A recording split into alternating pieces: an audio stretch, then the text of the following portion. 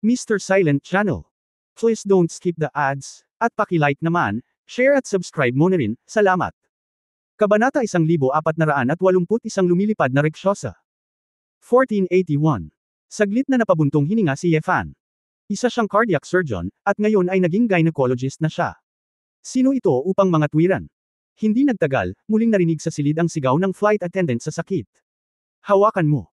Kailangan kong makakuha ng isang tiyak na lalim. Hindi pwede. Hindi pwede. Hindi nakaimik si Yefan, ngunit bigla kong narinig ang tunog ng isang taong tumatakbo mula sa labas ng pinto. Sa sandaling ito tama na. Nang sipay ni Xiaoru ang pinto na nakabukas ang kanyang mga kamay sa kanyang balakang, galit niyang sinabi, Yefan. Ano ang ginagawa mo, Xiao? Kakatapos din maligo ni Ru kaya naman iniisip niya kung ano ang nangyayari dito. Narinig ko ang sunod-sunod na hiyawan ng mga babae. Matapos humawak. Ilang sandali pa, narinig ni Xiaoru ang mga hiyawan na lalong naging miserable, kaya siya ay tumakbo. Ito. Gulat na gulat ng magkabilang flight attendant, bakit biglang may tumakbong, little girl. Napahiya si Yefan. Ang isang kamay ay nasa kalahati, at hindi nararapat na alisin ito, kaya't lumingon siya at mapait na ngumiti, Xiaoru, huwag kang mag-alala tungkol dito, ipapaliwanag ko sa iyo mamaya. Ngunit si Xiaoru ay nakatingin dito ngayon. Malinaw na si Yefan ay talagang gumagawa ng mga marumi na bagay. Habang namumula ang kanyang mukha, mabilis siyang tumalikod at nagmura, Yefan. Paano mo nagagawa ang bagay na iyon? Tinatrato mo ba ang mga babae bilang iyong mga laruan? Naramdaman ni Yefan na malapit ng mag-snow sa Hunyo, at bumantong hininga, Nigel iligtas ako ng mga tao, malalaman mo mamaya. Save people. Wala kang kahihiyan. Akala mo ba bata ako? Hindi makapaniwalang sabi ni Xiaoru. Nagmamadaling ipinaliwanag ng oval-faced stewardess, little sister, Mr. Ye is really save US. Don't get me wrong. Ikaw ang little sister. Hindi. Ikaw ang batang babae. Ako ang ninuno. Galit na tumalikod si Xiaoru. Ang flight attendant ay mukhang nalilito, ngunit hindi siya gaanong nag-abala tungkol sa pamagat, at nagpatuloy sa pag-akit, anyway, huwag mong pag-alitan si Mr. Ye, handa kaming hayaan siyang gawin ito. Narinig ito ni Xiaoru at naramdaman kong mababaliw na ako, hindi ako makapaniwala, ikaw. Paanong ang mga babae sa iyong kasalukuyang panahon ay magiging napakawalanjia? Napakawalanjia. Anong panahon ito, Mr. Ye, sino itong batang babae? Nakakailang magsalita, hindi nakaimik ang flight attendant. Yeah. Hindi nag-abala si Fan na makinig sa pag-aaway ni Xiaoru sa sandaling ito. Pagkatapos niyang mag-concentrate sa pagdama sa posisyon ng Gu-worm, maayos niyang pinutol ang magandang maliit na uod. Nakapamulsa sa kama ang mukha ng melon na flight attendant na may maluwag na ekspresyon. Hoy, Xiaoru, halika at tingnan mo, nakikilala mo ba ang lason na ito? Si Yefan ay tumawag kay Xiao. Hindi napigilan ni Ru na matigilan, nag-alinlangan na lumingon ang kanyang ulo, at tumingin sa maliit na bug sa kamay ni Yefan. Insekto sa puso ng bangkay. Sa isang iglap, nakilala ni Xiaoru ang pinagmula ng insektong ito. Hindi inaasahan ni Yefan na malalaman talaga ito ni Xiaoru, kaya mabilis siyang nagtanong, ang bagay na ito ay tinatawag na corpse heartworm. Gu poison ba ito? Sandali lang, makikita ko ng malinaw, hindi ko nakita ang bagay na ito sa loob ng daan-daang taon, lumapit si Xiaoru kay Yefan sa tabi niya, titingnan sana niya ng maigi, ngunit nakasimangot siya, mabilis na tumalikod, at kumunot ang ilong ni Xiaoyao at sinabing, ikaw, anong amoy ng kamay mo?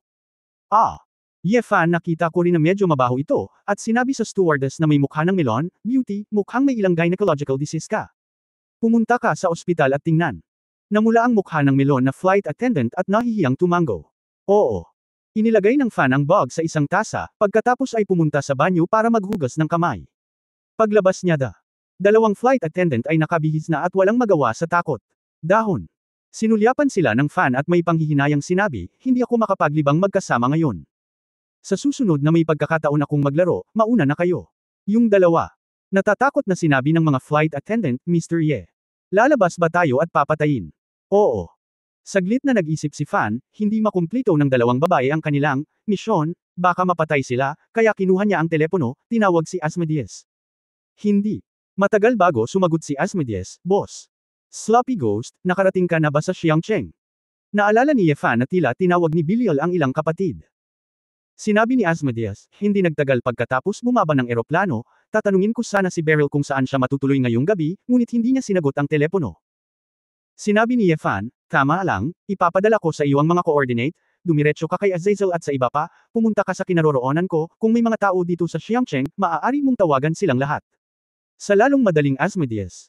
Agad namang tinanong ni Yefan ang dalawang flight attendant na humanap ng silid na mapagpahingahan. May negosyo pa siyang dapat harapin, ang paghahanap sa taong nagplano laban sa kanya, at ang paghahanap kina Bilil at Sofia ang mga pangunahing prioridad. Nang makitang nakatitig si Xiaoru sa maliit na surot, nagtanong si Yefan, nakikita ko ng malinaw, ito ba ang bangkay na uod na sinabi mo? Itinaas ni Xiaoru ang kanyang ulo at sinabi, ito ay talagang isang corpse heartworm. Ang ganitong uri ng bug ay isa ring uri ng uod, ngunit ito ay isang uri ng bangkay kung tutuusin. Ito ay nililinang sa puso ng namatay at napakabihirang. Kapag ito ay nadrill sa katawan ng isang bangkay na uod, ito ay lulubog sa puso ng tao. Pagkatapos ay magsisimula itong lamunin ang laman at dugo ng galit na galit mula sa puso. Kung pasiglahin mo ito ng nakagagalit na enerhiya, ito ay sesabog at magiging isang uri ng lason ng bangkay. Kahit na ikaw at ako ay gumising ng dugo, mahirap labanan ang lason ng bangkay na ito, kahit na hindi ka mamatay, mawawala ang iyong bisa sa pakikipaglaban. Oh! Nagulat si Yefan na kahit si Xiaoru ay naramdaman na ang uod na ito ay mapanganib. Tila talagang tinasa ng kabilang partido ang kanyang lakas bago gamitin ang pamamaraang ito. Sino ang maaaring magtanim ng bangkay na uod na ito? Tanong ulit ni Yefan. Xiao. Kumunot ang noo ni Ru at sinabing, isa lang ang makasaysayang sekta na marunong magtanim ng mga corpse heartworm, ang sinaunang sekta ng libingan. Ang sinaunang sekta ng libingan ay minsan ay nagkaroon ng maluwalhating panahon, ngunit dahil sa masasamang pamamaraan, halos lahat ng mga ito ay may kaugnayan sa mga bangkay at lumalabag sa etika ng tao, kaya't sila ay itinuturing na mga demonyo at masasamang sekta, at ang pintuang bayan ng bundok ay kinuha mahigit 1,000 taon na ang nakalilipas. Ngunit hindi ibig sabihin na wala na sila, sadyang ang mga inapo ng sinaunang sektang libingan ay nagmana ng parehong linya at nagturo sa kanila ng isa sa isa. Sa loob ng libu-libong taon, bagaman may mga bakas ng kanilang mga gawain, wala silang tiyak na tirahan. Naisip ni Yefan na siya ay isang matandang babae na higit sa 600 taong gulang, at marami pa siyang alam, kaya hindi niya maiwasang magtanong, dahil matagal na silang hindi nagpapakita at kakaunti ang mga tao, paano mo malalaman na corpse heartworm ito? Xiao. Lumingon si Ru, tumingin kay Yefan na may komplikadong mga mata, at sinabing, dahil nakatagpo rin ang lolo mong si Yewuya ng ganitong uri ng corpse heartworm. Na-encounter din ni Yewuya. Naakit din ba siya ng babae? Hindi maisip ni Yefan ang eksena. Umiling si Xiaoru, hindi niya nakilala ang isa o dalawa, kundi isang malaking grupo. Natagpuan niya ang inapo ng sinaunang sekta ng libingan noong panahong iyon, ang Flying Rakshasa, nangunguman, at nakipaglaban sa kalaban para sa kompetisyon. Lumilipad sa Rakshasa. Nangangmin. Hindi pa ito narinig ni Yefan, kaya hindi niya maiwasang magtanong, napakalakas ba niya? Umiling si Xiaoru, hindi ganoon kalakas para sa akin, dahil ang masamang kung fu ng sinaunang sektang Fengyan ay pinigilan ni Fengyan. Ngunit si Fei Tian Rakshasa, 400 taon na ang nakararaan, ay talagang isang epic powerhouse, at sa pangkalahatan ay walang makakatalo sa kanya sa Siaguo noong panahong iyon, maliban sa akin. Kung siya sa ngayon, dapat ay nasa edad ko na ito. Kabanata 1482 noong mga unang araw. 1482. Epic level powerhouse. Hindi mapigilan ni Yefan na mamangha. Kaya, si Nangungman ay talagang hindi bababa sa 500 taong gulang. Dahil ang epic powerhouse ay dapat na nakakumbinsi sa lakas, ang pinakamahalagang kinakailangan ay upang mapanatili ang 100 taon ng prestihiyo sa underground world. Tama, natalo si Fei Tian Rakshasa kay Yewuya noong panahong iyon, at hindi na siya muling nagpakita. Ang kanyang epikong titulo ay hindi nagtagal, at unti-unting nakalimutan ng lahat ang tungkol dito. Sa katunayan, maraming mga master sa Siaguo noong panahong iyon. May pagkakataong maging isang epikong antas, ngunit dahil si Yewuya ay napakaganda ng mag-isa, ang iba ay walang pagkakataon na lumabas, kaya sa nakalipas na 100 taon, mas marami ang mga epikong antas sa ibang bansa. Naging tanyag ang Flying Rakshasa dahil sa maagang katanyagan nito. Ito ay epiko, ngunit halos nakalimutan ko na ang taong ito ay umiiral, hanggang ngayon ay nakita ko ang bangkay na uod na ito. Siyempre, ito ay maaaring nilinang din ng mga alagad ni Fei Tian Rakshasa, sabi ni Xiaoru. Same time na sinabi ni Yefan, kung siya man ay si Fei Tian Rakshasa mismo, o ang kanyang disipulo. Dahil siya ay nagbabalak laban sa akin, kung gayon kailangan kong hanapin siya upang maunawaan. Well, mukhang curious si Xiaoru, totoo ba ito? Dahil gusto ni Fei Tian Rakshasa na mahanap si Yewuya para ipaghiganti ang paghihiganti ng taon, ngunit hindi ito nakita ni Yewuya, nahanap ka ba niya? Umiling si Yefan, kung gusto mong bumalik sa laro, hindi mo kailangang maglaro ng ganito, ang taong ito ay pinapatay ako nito. Gusto kong malaman kung bakit. Kung gayon, ano ang gagawin mo ngayon? Tanong ni Xiaoru na may pag-aalala. Sinabi ni Yefan, maaaring inaresto ang aking mga kapatid, kaya kailangan kong malaman. At ang dalawang babaeng ito ay walang kinalaman kay He Jiacheng. Pupunta ako ngayon sa matanda, at dapat na makakuha ako ng ilang kapaki-pakinabang na impormasyon. Pagkatapos ng lahat, si He Jiacheng ay hindi isang walang mukha na maliit na tao. Napakadaling hanapin ang kanyang posisyon. Direktang hiniling ni Ye Fan kay Su Qingzhou na magpadala ng isang tao upang mag-imbestiga, at nalaman na si He Jiacheng ay nakatira sa isang marangyang sea view room sa Xiangcheng. Para naman kina Bilil at Sofia, pauwi na ang isa at biglang nawala, naiwan lamang ang isang bakanteng sasakyan, at ang isa naman ay lumabas ng mag-isa sa gabi at hindi alam kung saan sila pumunta. Hindi malaman ni Tia niya ng kinaroroonan ng 2 taong ito ng sabay-sabay. Naramdaman ni Ye Fan na inaresto si Bilil, ngunit naiintindihan ito, ngunit hindi lalabas si Sofia ng walang dahilan, dapat may iba pang misteryo sa likod nito. Nang matanggap ni Ye Fan ang impormasyong ito, sunod-sunod na dumating sa mansyon sina Asmodeus, Azazel, Leviathan, Exi Lin Yuan at iba pa. Hindi ka panipaniwala ang pakiramdam ng lahat nang malaman nilang ikakasal sina Bilil at Sofia, at may mga taong pumatay kay Ye Fan, na maaaring kinuha silang lahat. Damn it! Sa status ng amo ngayon, may mga tao pa rin na napaka-ignorant. Doomsday King ba ang shot? Nagmura si Leviathan. Imposible, kung kumilos ang kaharian ng Doomsday, hindi na kailangang maging maingat, sabi ni Azazel. Hindi na nag-abala pa si Ye Fan na sabihin sa kanila ang higit patungkol sa Flying Rakshasa, at sinabing, hindi mo kailangang hulaan, titingnan ko ito, at natural kung malalaman ito. Handa ang kabilang partido, boss, bakit hindi tayo kumuha ng isang tao at hanapin si Bilil? Ang mabangong lungsod ay hindi isang malaking lugar, tanong ni Asmodeus. Kinawean ni Ye Fan ang kanyang kamay at sinabing, hindi na kailangan, sa pagkakataong ito ay hindi dapat maging madali ang mga kalaban. Dapat kayong magkadikit at mag-ingat sa isa't isa dito. Lalabas ako para mag-imbestiga at makipag-ugnayan sa inyo kung may anumang sitwasyon. Bagamat ang lahat ay lubos na nag-aalala, alam din nila na si Ye Fan ay hindi maaaring hilahin pababa, kaya kailangan nilang manatili. Matapos hilingin ni Ye Fan ang ilang kapatid na alagaan ang mga natakot na flight attendant, lumabas siya. Akmang hahakbang na siya, nakita niyang sumusunod si Xiaoro. Pupunta ka rin. Nagtanong si Ye Fan, wala bang kinalaman sa iyo ang bagay na ito? Humajijek si Xiaoro at sinabing, nakaka-interes na bagay, syempre gusto kong makita kung ano ang nangyayari, kung ito talaga ang Flying Rakshasa, kung gayon maaari tayong ituring na mga matandang magkakilala, mahigit 400 taon na tayong hindi nagkita. Hindi napigilan ni Ye Fan ang babaeng ito, dahil gusto niyang sumunod, bitawan mo siya. Wala sa mga ito ang mga lamp na matipid sa gasolina, ang mga paa ni Ye Fan ay napakabilis, at ang kapangyarihan ng liwanag ni Xiaoro ay napakaganda rin. Ang dalawang anino ay tumawid sa matataas na bubong ng Xiangcheng, at hindi nagtagal ay nakarating sila sa isang malaking set sa tabi ng dagat. Villa. Umiihip ang simoy ng dagat at humahampas ang mga alon. Ang napakagandang mansyon ay parang palasyo, na napapaligiran ng malalaking berdeng halaman. Sa sandaling dumating sila malapit sa villa, parehong nagbago ng ekspresyon sina Ye Fan at Xiaoro. Wow! Ang daming master! Lumiwanag ang mga mata ni Xiaoro. Kakaibang tumingin si Ye Fan sa babae, at biglang naunawaan kung bakit nagustuhan ni Xiaoro si Ye Wuya. Noon, si Ye Wuya ay naghahanap ng mga tao sa buong mundo upang makipagkompetensya sa mga master, tulad ng isang martial arts idiot. Kung titingnan ang hitsura ni Xiaoro, bagamat siya ay maliit at mukhang isang maliit na loli, talagang natatakot siya na hindi magulo ang mundo, at siya ay magiging masaya kapag nakakita siya ng isang master. Oo naman. Ang mga amoy ay katulad ng bawat isa. Sabay-sabay na naisip ni Ye Fan ang isang bagay, at sandali siyang nagtaka, sila ba talaga iyon? Ngunit anuman ang iniisip niya sa kanyang puso, nakarating pa rin sina Ye Fan at Xiaoro sa gate sa labas ng villa. Bagamat ito ang tirahan ng pinakamayamang tao sa Xiangcheng, walang bodyguard na nakaayos dito, at bukas din ang 2 pinto. Mukhang, alam nilang darating ka. Ang mga mata ni Xiaoro ay maliwanag at siya ay nasa mabuting kalooban. Medyo natahimik si Ye Fan, at hindi siya pumunta sa playground, ang saya nito. Pumasok ang dalawa sa maluwag at maliwanag na Villa Hall. May 8 lalaki at babae na nakasuot ng itim na balabal at robe at gininto ang maskara na nakaupo sa tabi ng isang oval na mahogany na mahabang mesa. At si He Jiacheng, tulad ng isang magalang na matandang kasambahay sa sandaling ito, ay maingat na tumayo sa isang tabi, hindi kwalipikadong umupo sa lahat. Nang makitang papasok si Ye Fan, ngumiti si He Jiacheng at tumango. Ang Presbytery of the Escape Alliance. Kayong mga tao, kung gusto ninyo akong guluhin, kailangan bang maglibot sa ganoong kalaking bilog?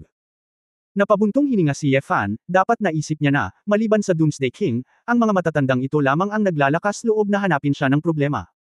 Gayunpaman, napansin ni Ye Fan na si Sisley ay hindi kabilang sa 8 tao, ni ang Demon Prisoner Magnum. Lucifer, nakapasok ka sa isang lugar na hindi mo dapat pinasok. Ito ay lumalabag sa mga patakaran ng ating Escape Alliance. Sinusunod lang namin ang mga patakaran at kailangan kang lipulin sa mundo, sabi ng isang lalaki sa namamaos na boses. Nang matapos magsalita ang lalaki, sumigaw si Xiaoru sa gulat, flying rickshaw. Nangangmin. Ikaw talaga. So hindi ka papatay. Hindi natural, Xiaoru. Walang kinalaman sa iyo ang mga gawain ngayon, mangyaring umalis. Hindi natuwa si Xiaoru, ayoko, sa wakas ay lumabas na ako sa pagkakataong ito, at sa wakas ay nakakita ako ng isang bagay na kawili-wili, gusto ko pa ring patuloy na manood. Nagpalitan ng tingin ang ilan pang matatandang nakamaskara na ginintuang, na para bang hindi sila inaasahan at medyo hindi mapakali sa hitsura ni Xiaoru. Xiaoru, gusto mo bang tulungan ang apo ni Ye Wuyan na mauna? Tanong ni Nangangmin sa malalim na boses. Kabanata 1483 Ano ang sitwasyon? 1483. Hindi ko sinabing gusto ko siyang panindigan, gusto ko lang makita. Katulad noong nakipag-away ka kay Ye Wuya 400 taon na ang nakakaraan, umupo din ako sa tabi ko at nanood. Sabi naman ni Xiaoru. Nang makita ng mga matatanda na sinabi ito ni Xiaoru, wala na silang magagawa. Tila walang sinuman sa kanila ang nang-ahas na baliwalain si Xiaoru ng madali. Lucifer, hindi ko inaasahan na makikita mo ang bangkay ng matandang ito, ang galing mo, mahinang ngumuso si Nangangmin.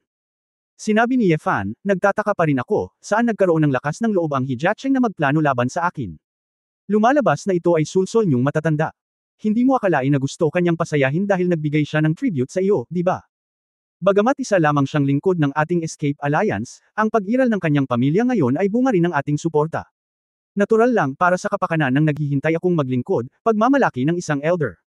Hindi ako interesado sa magulo mong mga alituntunin at pinanggalingan, sabi ni Ye Fan, nasaan ang kapatid kong si Bilil? At ang girlfriend niyang si Sofia ay itinago mo. Naunawaan din ni Ye Fan kung bakit ang dalawang iyon ay dinala ng direkta at madali, talagang hindi ito isang bagay na maaari nilang labanan. Makatiyak kang ligtas sila sa ngayon, ngunit hindi mo kailangang asahan na mahahanap mo sila sa pamamagitan ng mga mata ng langit. Alam namin na ang iyong asawa ang may kontrol sa mga mata ng langit ngayon, kaya napakaingat namin, sabi ng isang babaeng elder. Kumunot ang noo ni Ye Fan, hayaan mo na sila, ano ba, kahit lumapit ka sa akin, grupo ng mga epic powerhouses, tutal, dati naman kayong mga taong may ulo at mukha, at napakasama mo. Ang aming Escape Alliance ay pinuprotektahan lamang ang mga lihim na naipasa mula noong sinaunang panahon. Tungkol sa anumang paraan, hanggat sila ay epektibo, hindi ito mahalaga, sabi ng isang elder. Matagal nang sumakit ang ulo ni Ye Fan. Hindi siya natatakot sa kung gaano kalakas ang master, ngunit natatakot siya na ang master ay magiging hooligan. Desidido talaga itong mga matandang bastard na ito na patayin siya sa iba't ibang paraan. Sinabi muli ni Nangangmin, Lucifer, hanggat sumasang-ayon ka sa aming mga kondisyon, natural na hahayaan namin ang 2 taong iyon. Anong mga kondisyon? Tanong ni Ye Fan. Napakasimple ng aming layunin, ibig sabihin, panatilihing ganap na confidential ang lahat ng nakikita mo, sabi ni Nangangmin. Hindi napigilan ni Ye Fan na matawa, gusto mong magpakamatay ako. Hindi lang kamatayan ang nagtatago ng sekreto, tumayo ang isa pang lalaking elder at nagsabi, basta tinatanggap mo ang binyag ng Dream Flower, kaya kitang kalimutan ang nakaraan. Nagtaka si Ye Fan, ano ang ibig mong sabihin? Ngunit biglang may naalala si Xiaoru, at mabilis na ikanaway ang kanyang mga kamay, hindi pwede. Hindi. Ye Fan, huwag mong tanggapin. Ang ilusyon ng hibiscus ng Dream Flower, ay isang espiritual na spell na pinagsasama ang silangan at kanluran. Maaari nitong makalimutan ng mga tao ang kanilang mga kagalakan, kalungkutan at kalungkutan. Basta, maging isang malaking tanga. Biglang nagising si Ye Fan nang marinig niya ito, at sinabing may panunuya, sa napakagandang pangalan, nagiging vegetative, ako. Xiaoru, di ba sabi mo hindi ka makikialam? Hindi nasisiyahang sabi ni Nangangmin. Nagpout si Xiaoru, ngunit masyado na kayong nambubuli sa mga tao, bata pa si Ye Fan. Ni hindi niya alam kung ano ang ibig sabihin ng ruminghua. At saka, ano ang mga sekreto mo sa Escape Alliance? Nakikita mo ba? Hindi mo kailangang mag-alala tungkol dito. Hindi ito isang bagay na dapat mong itanong. Seryosong sabi ni Nangangmin. Ngumuso si Xiaoru at tumalikod na may kasamang nguso.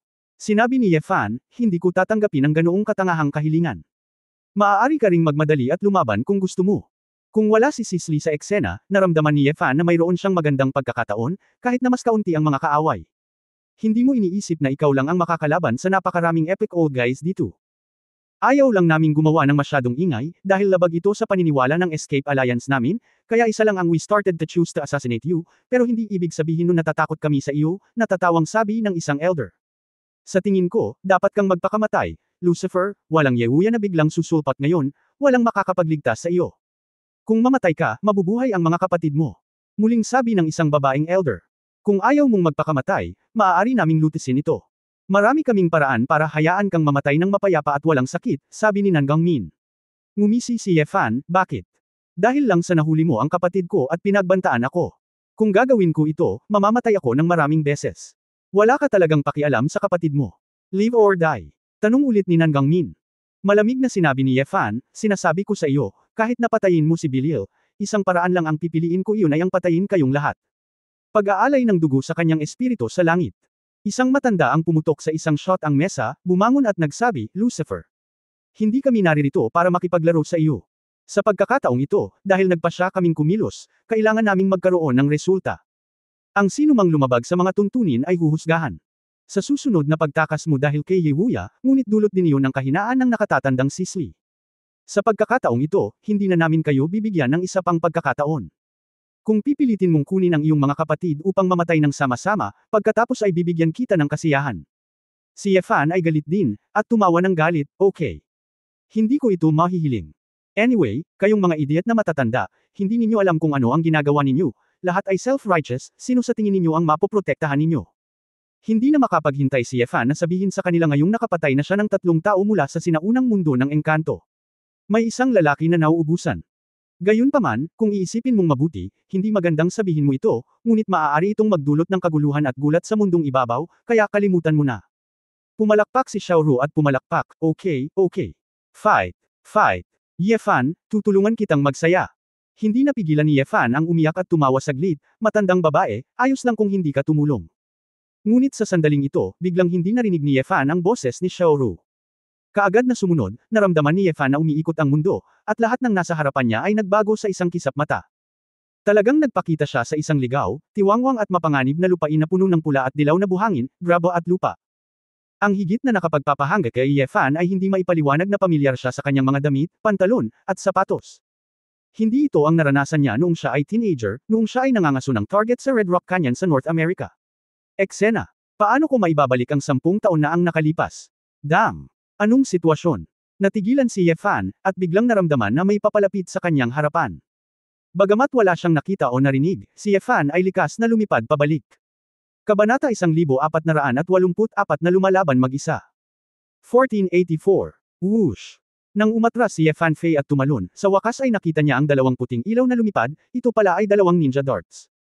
Biglang naunawaan ni Ye Fan na siya ay hindi nag-iingat ngayon lang, ang kanyang enerhiya ay hindi sapat na puro, at siya ay nahuli sa isang ilusyon. Sa grupong ito ng mga matatanda, ang ilang tao ay bihasa sa ilusyon, at sa pamamagitan ng instant hypnosis sa paningin, pandinig, at iba pa. Ni Ye Fan, mali ang pagtatansya ni Ye Fan sa kanyang posisyon at oras. Alam ni Ye Fan na ang kanyang nakita at narinig sa kanyang mga mata ay talagang isang ilusyon na nilikha ng kanyang sariling alaala. Pagkatapos ng biglaang pag-iisip tungkol dito, agad na itinuon ni Ye Fan ang kanyang atensyon, kumulo ang dugo ng dragon sa kanyang katawan, at baka sumabog ang dragon. Isang tumataas na mental pressure ang pumuno sa utak ni Ye Fan at inalis ang lahat ng panlabas na panghihimasok na mga mental power na ito. Sa isang kisap mata, nakuha ni Ye Fan ang larawan sa vilya sa harap ng kanyang mga mata, at nawala ang mga guni-guni na iyon. Ye Fan, hindi mo ba nasanay ang Sacred Dragon 9 transformations? Paano makokontrol si Longwei ng ilusyon ng kalaban? Naiinis na sabi ni Xiaoru. Paanong maaabala si Ye Fan na bigyang pansin ang kanyang nabasag na bibig, sa sandaling bumalik sa normal ang eksena sa kanyang harapan, nakakita si Ye Fan ng isang figure na parang multo, at lumibot sa kanyang likuran. Ang Elder ang nag-ilusyon ngayon, may hawak na shuriken at sinaksak sa likod ng leeg ni Ye Fan. Sinampal lang ito ni Ye Fan ng backhand, mas mabilis lang ang bilis kaysa sa kalaban. Gayunpaman, ang figure ng Elder na ito ay agad na naging itim na ambon, at kaagad, sa paligid ng katawan ni Ye Fan, may 4 na figure na nakaitim ng sabay-sabay, umaatake sa kanya mula sa 4 na direksyon. Phantom Clone. Ang pinaka-basic at malalim na uri ng ilusyon ay clone technique. Upang suriin ang lakas ng isang master ng ilusyon, ang pinaka-intuitive na paraan ay upang makita kung gaano karaming mga epektibong clone ang maaaring mapanatili ng kalaban sa parehong oras. Ito ay hindi lamang isang clone, ito ay isang tunay na nilalang. Ang mga clone ng mga master ng ilusyon ay nakamamatay. Kaya lang, kapag naghahati sila, hindi sila magiging makapangyarihan. Para sa mga ordinaryong sinaunang mandirigma, talagang mahirap harapin ang tila magulong pag-ataking ito, at hindi nila alam kung paano ipagtanggol at labanan. Pero daan-daang laban na ang pinagdaanan ni Ye Fan, kaya kaya niyang harapin ang maraming sitwasyong tulad nito. Maliliit na pakulo ng pag-ukit ng mga insekto. Direktang ginamit ni Ye Fan ang Wushuang Sword Intent, at nakasuot siya ng sword gang para protektahan ang kanyang katawan, na para bang mayroong isang layer ng pag-atake at depensa na isinama sa brilyante na iron cloth shirt, na tumatakip sa buong katawan. Bang bang bang. Gitling. Matapos ang ilang magkakasunod na boses, ang pag-atake ng Black Shadow clone ay naantig kay Yefan, at lahat sila ay direktang tumalbog palayo na hindi makagawa ng isang pulgada. Nakuha ni Yefan ang sandali ng pangunahing katawan, kumuha ng 3 talampakang Qingfeng, at direktang sinaksak ito. Ang espada ay parang sirang kawayan, na hindi maiiwasan ng matanda na master ng ilusyon. Ngunit sa sandaling ito, isang hindi nakikitang true essence, tulad ng hindi mabilang na mga thread, ang buhol sa illusionist master, hinayla siya sa isang tabi, at iniligtas ang tao mula sa sword intent ni Yefan. Ha! Tianshan Silk Hand. May descendant pa ba ang Tianshan faction? Nakita ni Xiaoru ang pinagmula ng paglipat na ito, at sinabing may malaking interes. Ang babaeng elder ay mahinang huminga, tulad ng inaasahan sa unang tao sa ilalim ng martial god, marami ka talagang kaalaman. Ang pangkat ng Tianshan ay nakatago sa loob ng maraming taon, at alam mo pa rin ang ating kung fu. Humajijek si Xiaoru at sinabing, napaka-interesante, napakaraming tao mula sa reclusive sect sa Presbytery of the Escape Alliance, marami sa inyo ang nakipag-away kay Ye Wuya noon, hindi niya dapat ako paalisan. Hindi talaga gustong sagutin ng mga matatanda ang tanong na ito, si Ye Wuya ay isang bangungot para sa kanila. Nang isipin nila na ang batang ito sa harap niya ay apo ni Ye Wuya, gusto nila siyang bugbugin hanggang mamatay. Lahat, nahawakan ng anak na ito ang layunin ng espada sa antas ng emperador. Hindi ito madaling harapin. Kung may kaunting pagkakamali, hindi na tayo makakabawi. Sabay na tayo, sabi ni Nan Gangmin. Nagkatinginan ang ilang matatanda at tumango. Si Nan Gangmin ang unang kumilos. Pagkatapos niyang punuin ang isang marangel at malamig na tunay na diwa, isang malaking bilang ng mga may pakpak na mga uod na bangkay ang lumipad mula sa mga manggas ng kanyang damit, na namamalagi sa kanyang katawan. Zombie King Feast. Isang layer ng berdeng makamandag na ambon ang lumitaw sa mga kamao ni Nangungan. Lumipad siya patungo kay Yefan, sumuntok, at tumalsik ang nakal-alasong ambon at tunay na diwa. At ang isang malaking bilang ng mga corpse worm ay, buzz, patungo kay Yefan. Alam ni Yefan na ang bagay na ito ay natatakpan ng lason, at ang pagdurog sa mga bug na ito ay sisibog din sa lason ng bangkay, kaya ayaw niyang lumaban sa maliit na espasyong ito, kaya lumipad na lamang siya sa labas. Malapit na sumunod si Nan Gangmin at ang iba pa, para lamang makita na natapakan ito ni Nan Gangmin, isang berdeng tunay na diwa ang kumalat na parang alon, at nagsimulang lumitaw ang nabubulok na amoy sa lupa. Sa sandaling maamoy ni Yefan ang amoy na ito, naramdaman niyang may mali. Bagamat hindi ito lubhang nakakalason, tila may iba pang epekto ito sa katawan. Ito ang deadwood poison, ng sinaunang sekta ng libingan. Kung naaamoy mo ito ng sobra, manghihina ang iyong mga kalamnan, at mapaparalisa ang iyong mga meridian. Huwag tumayo sa lugar kung saan siya nag-spray ng lason sa lahat ng oras. Si Xiaoru ay tumakbo palabas sa oras na ito at umupo sa tabi ng isang fountain na sumisigaw ng nakangiti. Xiaoru, hindi mo na kailangang magsalita ng marami. Hindi nasisiyahang sabi ni Nan Gangmin.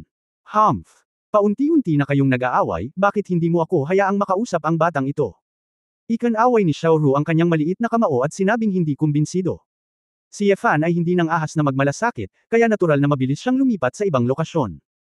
Kasabay nito, ang ibang babaeng elder mula sa sektang Tianshan ay sumunod sa kanya na parang anino, at bigla niya itong sinampal ng palad. Sa Yefan. Bagamat ang frozen true essence na ito ay hindi maihahambing sa uri ng Xuanming true essence ni Su Qingzhou, ngunit ang cultivation base ng babaeng elder na ito ay tungkol sa Daoyan, at ang kapangyarihan ay tiyak na hindi dapat maliitin, sapat na ito upang magdulot ng pinsala sa katawan ni Yefan.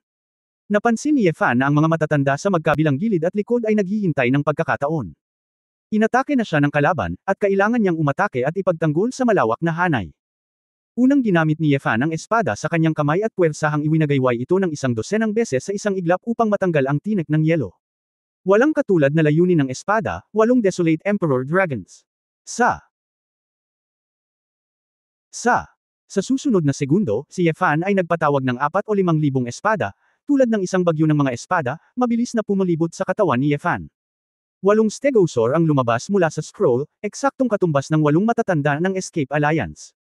Nang makita ng mga matatanda ang walang ingat at marahas na Stegosaurus na ito, lahat sila ay umatras ng hindi malay, hindi nang ahas na pilitin itong iling.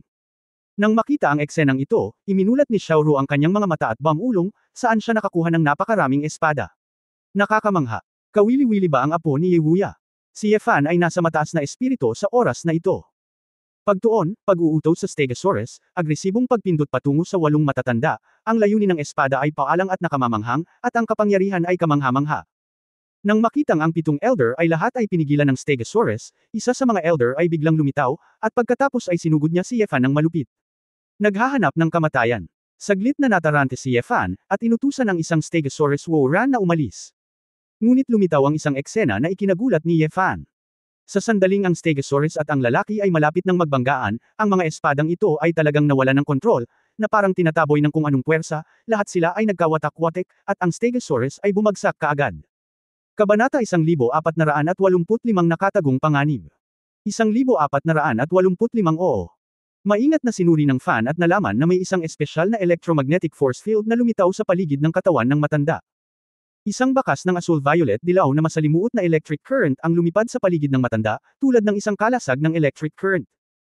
Dahil ang mga espadang ito ay karaniwang metal, pagkatapos na kontrolin ng electromagnetic force field, ang mga espada ay hindi sumunod, at ang sword intent ni Ye Fan ay nababagabag din ng electromagnetic field, kaya hindi niya magagamit ng maayos ang sword technique. Kakayahan. Sa sandaling mag-react si Ye Fan, ang Stegosaurus na ito ay direktang natalo. Ang electromagnetic ability user na ito ay napakabilis, lumapit kay Ye Fan, at sinuntok ng kamao ang lalamunan ni Ye Fan. Oo. Alam ng Fan na hindi talaga umaasa ang kanyang panloob na lakas, kaya tuwirang ginamit niya ang wuswang sword intent para protektahan ang kanyang katawan at umabot para hamarang. Zizi. Nagbanggaan ang electromagnetism at sword intent, lumipad at sumabog ang mga spark. Nalaman ni Ye Fan na sa tulong ng electromagnetic force field, ang lakas at bilis ng kanyang katawan ay higit pa sa mga ordinaryong tao. Oo. Napaatras ng ilang hakbang si Fan, medyo nagulat na ang isang power user ay maaaring palakasin ang kanyang katawan sa ganoong antas, na parabang ito ay isang brilyante na braso. At ang matanda ay dumulas din paatras, ang electromagnetic force field sa ilalim ng kanyang mga paa ay naglevitate sa kanya sa hangin, at ang kanyang body technique ay lubhang nababaluktot sa isang backflip, at ang kanyang mga paa ay lumipad ng direkta upang sipay ng isang magnetic storm current. Si Ye Fan ay muling nagwagayway ng espada na naglalayong kontrahin ang agos, ngunit nakita niya na ang kabilang partido ay sumugod muli. Maghiwa-hiwalay. Hindi na nang-ahas si Ye Fan na mag-alinlangan pa. Maaaring palakasin ang lakas at bilis ng kalaban sa tulong ng electromagnetic force field. Kung hindi siya naghiwa-hiwalay, hindi ito kakayanin ng kanyang katawan. Sa sandaling nahati ang unang layer, ang mga function ng katawan ni Ye Fan ay bumuti lahat, at ang bahagyang pananakit na pakiramdam ay nawala na ngayon. Si Xiaoru, na nanunood ng labanan sa tabi. Bago pa matamaan ang kamao ng power user, nagkaroon ng electromagnetic force field, na nagpabigat sa katawan ni Ye Fan, na parang may hindi mabilang na mga thread sa buong katawan niya, na nakatali sa kanya. Ngunit ang lakas ng pagkakawatak-watek ni Ye Fan ay direktang binaliwala ang pagpipigil na ito, nakaharap sa kamao ng electric light na bumubulusok sa kabilang panig, walang pakundangan na sumuntok. Bang bang bang. Ang tuloy-tuloy na mga kamao ay umatake kay Ye Fan, at sunod-sunod na agos ang bomb alot sa paligid ni Ye Fan. Ang kamao ng electric light flint, na may mga pagsabog ng force field impact, ang sword intent ni Ye Fan ay patuloy ding pumuputok. Mabilis na nag-away ang dalawa ng mabangis sa himpapawid, at biglang bumagsak sa lupa, at dumiretso ang labanan sa White Hot. Nakatayo ito pero, kailangan niyang sabay na alagaan ang pitong matanda sa tabi niya. Matapos ma-distract, hindi niya maibigay ang lahat ng kanyang lakas ng one-on-one. Kahit na ang paggamit ng double disintegration o ang sword intent disintegration ay maaaring magpataas ng lakas sa mas mataas na antas, nadama ni Ye Fan na hindi na kailangang magpakita ng masyadong maraming pundasyon. Kung tutuusin, deadlock lang, hindi naman sa hindi nila kayang lumaban, not to mention na halatang walang kakayanan ang iba pang 8 tao na pinindot ang ilalim ng box. Nakikita na hindi ito ang paraan, balak ni Ye Fan na baguhin ang kanyang diskarte at piliing talunin sila isa-isa. Beng Tianjianyo. Si Ye Fan ay muling nagpatawag ng libu-libong mga espada, at isang malaking bilang ng mga lumilipad na espada ay itim at nakasabit sa kalangitan. Mahulog. Kailan? Tinaboy si Jian Yu, agad itong naging hindi mabilang na lumilipad na mga bulalakaw ng espada at bumagsak. Sa loob ng ilang sandali, ang mga damo, mga bulaklak na kama, at mga pole sa labas ng vilya ay lahat ay natagos ng layunin ng espada, nabasag, at nawasak. Ginamit ng 8 matatanda ang kanilang mga pamamaraan upang maiwasan o direktang labanan ang nahuhulog na lumilipad na espada.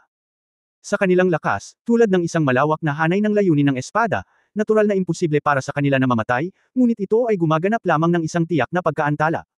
Gayunpaman, ang gusto ni Ye Fan ay pagpapaliban. Sinamantala ang sandali nang bumagsak ang Bengtian Sword Rain, direktang hinawakan ni Ye Fan ang isang malamig na Long Yuan Sword sa kanyang kamay at direktang itinutok sa Fusang Master na gumamit ng ilusyon ngayon lang. Kurutin muna ang malambot na persimmons. Nakikita ni Ye Fan na ang kakayahan ng lalaking ito sa pakikipaglaban ay may posibilidad na maging ilusyon, at ang kanyang paglilinang ay ang pinakamahina, sa karamihan sa paligid ng Daoyan Xiaocheng. Senador Luo Sword Dance. Pagkatapos ni Ye, nilock ng Fan ang kalaban, pinaliit niya ang distansya sa halos 3 metro. Ang sinaunang swordsmanship shot, isang tila simpleng pag-swipe, ngunit hindi maiiwasan ang pakiramdam ng kalaban. Iniiwasan ng Fusang Master na ito si Jianyu, ngunit ngayon ay dali-dali niyang sinubukang umiwas muli, ngunit hindi niya ito nagawa. Gusto niyang gumamit ng ilusyon para makagambala sa pag-iisip ni Ye Fan, ngunit dahil sa mga daluyan ng dugo sa katawan ni Ye Fan sa oras na ito, nilabanan ni Long Wei ang lahat ng kapangyarihang ito sa pag-iisip. Hindi. Sinubukan ng mga Fusang Masters ang kanilang makakaya para makaiwas, at kasabay nito ay ginamit ang True Yuan para hamarang, ngunit nabigo pa rin itong umiwas. Ang Long Yuan Sword na nakabalot sa Wushuang Sword Intent ay parang mainit na kutsilyo na naghihiwa ng mantikilya, na pinuputol ang True Yuan Shield ng kalaban. Sa isang sigaw, ang dibdib ng Fusang Master ay tinaga ng espada, at tumalsik ang dugo. Oo. Sinamantala ng Fan ang pagkakataon, sinamantala ang sitwasyon, at gumawa ng matalino at perpektong pag-ikot, pinutol ang lalamunan ng kalaban gamit ang direktang espada. Sa isa, hininga, nalaslas na ni Ye Fan ang isang elder sa ilalim ng espada. Ang natitira, 7 tao ang hindi maiwasang mabigla. Bagamat ang nakatatandang Fusang na ito, na bihasa sa ilusyon, ay may pinakamahinang lakas, na pinatay ng napakadali ni Ye Fan ay nakaramdam pa rin sila ng takot. Ito, ay ang layunin ng espada. Iba ito sa boxing at kung fu. Ang isang maliit na kawalang ingat ay maaaring pumatay sa iyo kaagad. Nang makita ang eksenang ito, si Xiaoru sa gilid ay tinakpan ang kanyang bibig gamit ang kanyang mga kamay, ang kanyang mga mata ay puno ng pagtataka at siya ay napakadeboto. Walang dahilan. Galit na sinabi ni Nangungman, naghihintay ako ng 7 tao, kailangan kong patayin ang anak na ito ngayon. Ang layunin ng espada na ito ay masyadong mapanganib, dapat tayong gumawa ng sama-samang pagsisikap, huwag hayaan siyang mahuli ang puwang at lumaban. Habang gagamitin ng 7 elder ang lahat ng kanilang kapangyarihan para palibutan si Ye Fan, nakarinig sila ng pag-aaway. Tigilan mo silang lahat. Kaagad na sumunod. Muling bumaba mula sa langit ang 3 matatandang nakasuot ng itim na damit at gintong maskara. Oo. Lumingon si Fan na may malamig na ekspresyon, tumingin, sumimangot, at sa paghusga mula sa tunog ng hininga, isa pala itong witch na si Sisley ay dumating dito kasama ang Demon Prisoner Magnum at isa pang hindi pamilyar na elder. Elder Nangang Min, Elder Kasoko, Elder Min Shenshio, kayong mga lalaki, gaano kalakas ang loob ninyong laktawan ang resolusyon ng Council of Elders at gumawa ng ganitong paglabag sa mga regulasyon ng Escape Alliance? Mayroon. Nakalimutan mo na ba ang panunumpa mo noong pumasok ka sa Presbytery of the Escape Alliance? Galit na sabi ni Sisley. Yeah. Kinaikit ni Fan ang kanyang mga mata. Lumalabas na ang mga taong ito ay nagpunta dito ng mag-isa, hindi ang resulta ng desisyon ng Escape Alliance.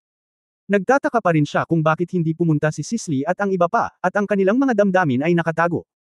Malamig nang umuso si Nangang Min, Elder Sisley, dahil nangako kaming protektahan ang mundong ito at itago ang mga sekreto kaya pumunta kami rito para patayin ang batang ito na lumabag sa mga tuntunin ng magkasama.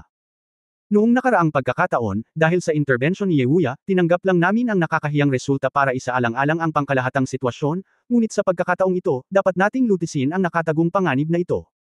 Kabanata 1486 na mga espesyal na panuntunan. 1486.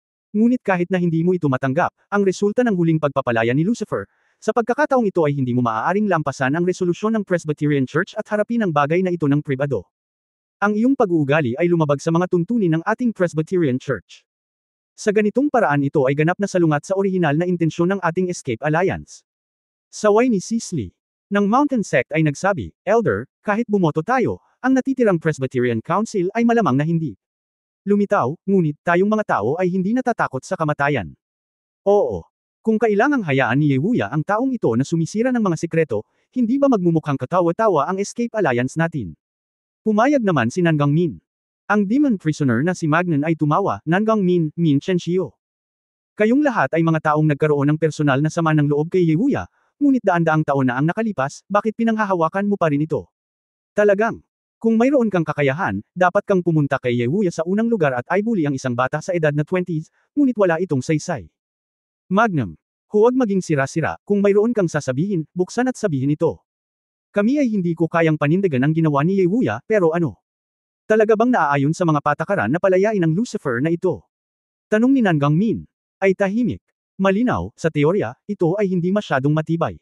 Nagpout si Ye Fan, Hoy, kung gusto ninyong mag-away, mag-away muna kayo, at mag-away kung gusto ninyo, bakit ang daming kalokohan?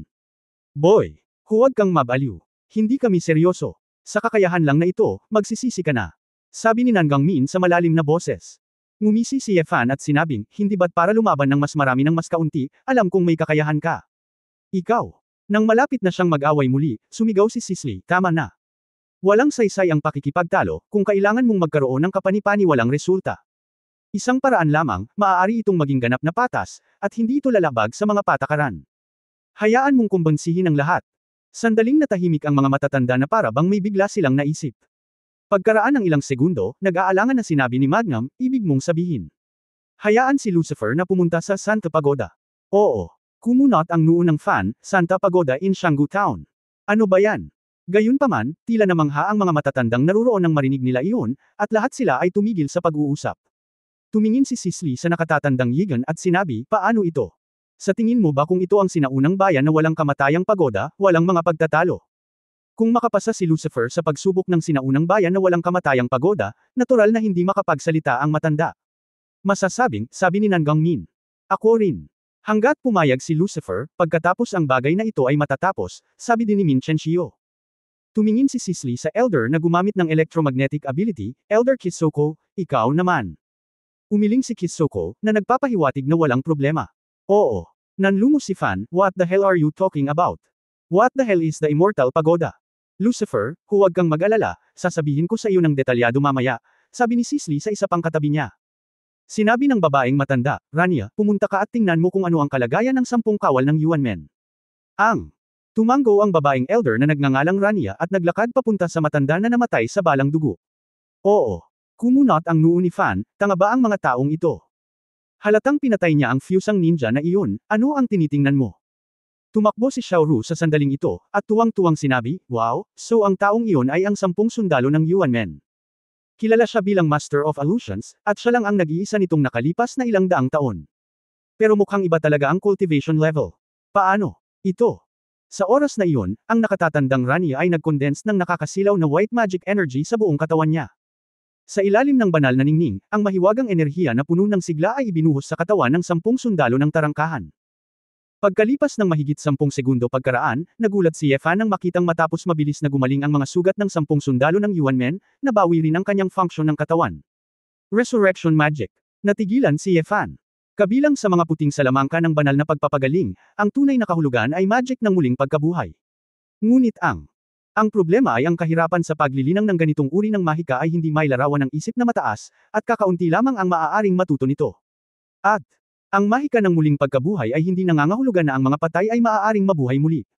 Tanging ang mga kamamatay lamang at hindi gaanong napinsala ang bangkay ang maaaring sumubok na mabuhay muli. Ito ay talagang isang uri ng mahika na nagpapasigla sa potensyal ng buhay, at pagkatapos ng mabilis na paggaling, pinasisigla ang katawan ng buhay sa pamamagitan ng mahika at nabawi ang bagong buhay nito. Ang presyo. Rania, sumimangot si Yefan at biglang nag-isip, siya ang pinakanamumukod tanging santo sa Holy Royal Court mahigit 200 taon na ang nakalilipas, ang Wandering Saint, Rania. Humph, ang daming alam, si Rania ang manggagamot ng Escape Alliance natin, sabi ni Magnum. Oo. Saglit na napabuntong hininga si Fan, ilang epic powerhouses ang na-recruit ng Escape Alliance. Kung nasa Sacred Royal Court pa si Rania, tinatayang hindi ganoon kabilis ang pagtanggi ng Sacred Royal Court. Ito. Nakakalungkot na kahit na ang Saintess na ito ay sobrang talino, ang kanyang kalikasan ay gustong maging isang pamilya sa mundo, at hindi siya bumabalik sa Royal Court sa loob ng maraming taon, kaya siya ay nauwi sa titulong, Wandering Saintess. Nang maglaon, nawala na lang siya. Ang 10 sundalo ng suray-suray na tumayo si Yuan Men, at ang mga mata sa likod ng maskara ay tumingin kay Yefan ng pagod at natatakot, ngunit hindi siya nagalit. Okay, Lucifer, humanap tayo ng lugar para pag-usapan ang immortal na tore sa sinaunang bayan, sabi ni Sisley. Si Yefan ay talagang curious, ngunit hindi niya nakalimutan na ang kanyang kapatid ay nasa kamay pa rin ng isa, kaya sinabi niya, nahuli nila ang aking kapatid na si Belial at ang kanyang kasintahang si Sofia. Kailangan kong makita na ligtas muna sila. Sisley. Tumingin kay Nanggang Min at sa iba na walang magawa, mga elder. Gusto mo ba talagang gawin ito? Malamig na sumangot si Nanggang Min, at pagkatapos ay tinawag si Hijacheng palabas at hiniling na kunin si Belial at binitawan ni Sofia. Hindi nagtagal hiniling ni Fan na bumalik muna sila sa mansyon sa tuktok ng bundok, at pagkatapos ay bumalik siya upang makipag-usap ng detalyado, pagkatapos ay ibinaba ang telepono at sinabi sa isang grupo ng mga matatanda, okay, ngayon ay maaari na kayong mag-usap tungkol dito, ano ang ibig ninyong sabihin sa pagnanais na pumunta ako sa Zhengzhien Pagoda? Malumanay na sinabi ni Sisley, sa totoo lang, hindi ito masyadong komplikado. Kung lalabagan natin ang mga patakaran ng ating Escape Alliance at mag-espiya ng mga sekreto, kadalasan ay isa lang ang dead end. Kahit na tayo ay mga miyembro ng sarili nating Presbyterian Church, hindi natin masisira ang mga patakaran. Gayunpaman, mayroong isang uri ng ang sitwasyon ay isang pagbubukod. Ang mga ninuno na nagtatag ng Escape Alliance ay nagtatag ng isang espesyal na panuntunan, iyon ay, hanggat maaari kang makapasa sa pagsusulit na Ancient Town Immortal Pagoda, hindi ka na pinaghihigpitan ng mga patakaran, at wala kaming karapatang tanungin katungkol sa mga sikretong natiktikan mo. Kabanata 1487 Tower. 1487 hindi. Naghihintay ng sasabihin ni Yefan, hindi na makapaghintay si Xiaoru sa tabi niya. Sisley. Nasaan ang Fairy Tower sa sinaunang bayan? Ano ang nasa loob? Anong mga sikreto ang itinatago mo? Sabihin mo sa akin ng kaunti, mangyaring. Puno ng pag-asa ang mga mata ni Xiaoru. Ibinaba ni Sisley ang kanyang ulo, tumingin kay Xiaoru, at sinabing, daan-daang taon na kitang hindi nakikita, bakit napakawalang muwang mo pa rin, Xiaoru? Ito ay isang bagay na gusto nating pag-usapan ni Lucifer, mangyaring bumalik. Nagpout si Xiaoru, hindi. Naiinip na ako pagkatapos mag-retreat, nakakaharap ko lang ang isang grupo ng mga bata araw-araw, may mga estranghero kung saan-saan, iilan lang sa inyo ang kilala ko na daan-daang taong gulang na, at gusto kong panuurin ito ng magkasama. Tingnan mo, Xiaoru, hindi kami nagbibiro. Kung gusto mong magsaya, pumunta ka sa ibang lugar. Hindi nasisiyahang sabi ni Nan Gangmin. Humph. Ipinatong ni Xiaoru ang kanyang mga kamay sa kanyang balakang, ako, si Xiaoru, pumunta kung saan niya gusto. Pwede mo akong itaboy, maniwala ka man o hindi, susunugan kita hanggang abo. Ikaw. Galit na sabi ni Nan Gangmin, talaga bang natatakot sa iyo ang Escape Alliance natin? Xiao. Buong pagmamalaking sinabi ni Ru, hindi ko alam kung natatakot ang iyong alyansa, ngunit alam kong natatakot ka sa akin. Ako, Min. Nagpigil si Chen Xiao at gustong matakot. Sabi ni Nan Gangmin, okay, sige. Elder Nangang. Kalimutan mo na ito. Ang Phoenix Girl ng Phoenix Clan ay palaging spoiled. Anyway, walang rules, sinasabing hindi mapapanood ang mga tao, bata si Xiaoru. Kahit konti lang, pero at least hindi magulo, hayaan mo na lang siya. Sinabi ni Xiaoru, na naagrabyado at nababalisa, hindi ako bata. Mas matanda ako kay Sisley ng maraming taon.